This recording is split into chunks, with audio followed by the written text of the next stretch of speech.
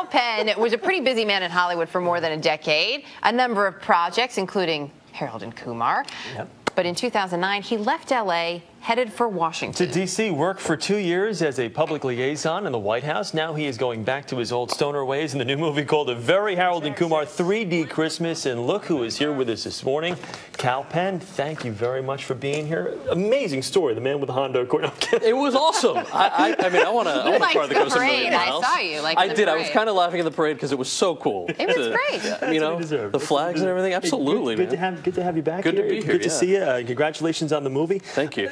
Couple years, a little detour to the White House. What brought that on? Yeah, you know, in 2007, kind of way back, there was a writer's strike in Hollywood. I had friends that couldn't afford college, were over in Iraq serving, and I thought, you know, why don't I go to Iowa and knock on some doors for this guy who's trying to change things for the better? And then when he won, you know, a lot of people, a lot of young people, especially from all over the country, kind of packed up, took a leave from their private sector careers, and moved to D.C. So I was just one of many, actually. Yeah, and it's such an eye-opening experience when you do that, going from two worlds that seem so different. Although, you know, you always hear Washington is Hollywood for ugly people. I mean, how much is there in terms of similarity between Hollywood and Washington? Is it a big fat zero? I don't think they're similar at all in terms of the day-to-day, right? To me, they're like the yin and the yang. I love being creative in L.A. I love being an actor. I also love the kind of cerebral service side to me. But they are both company towns, right? So they're essentially one industry towns. That's probably the similarity, I'd say. It's exhausting, though, too. I mean, the hours that you keep in, it can be exhausting on a film set, obviously.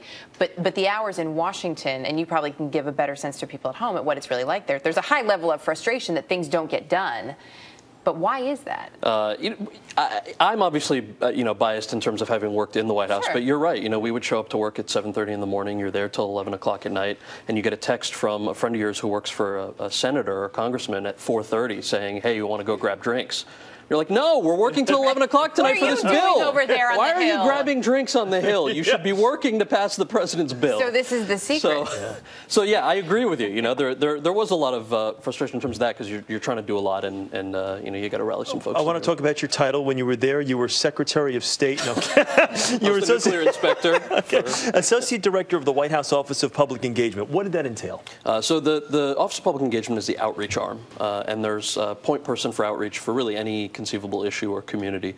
And I was mostly doing youth outreach there. So actually, I love that you guys did the story on financial aid. Right now, that was so huge, and so many folks, the president especially, were fighting for the last 3 years. And that's kind of the stuff I worked on. Thankfully, you know, not particularly partisan.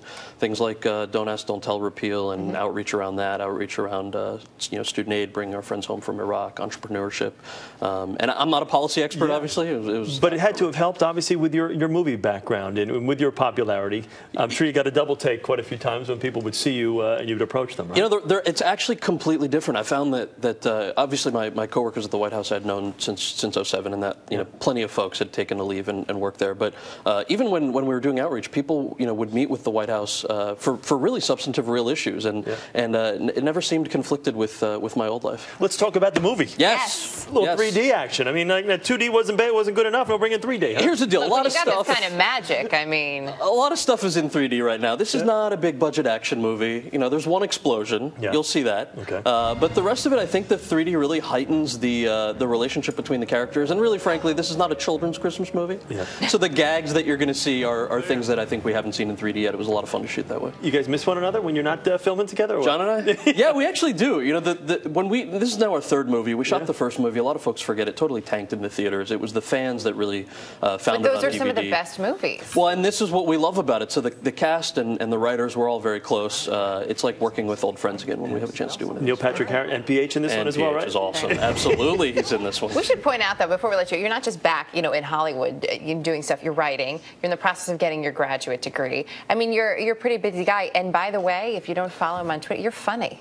Am I? You're Do you like my funny tweets? on Twitter. I'm going to give you an 8 out of 10 on the funny scale. Oh, sweet. Yep. All right.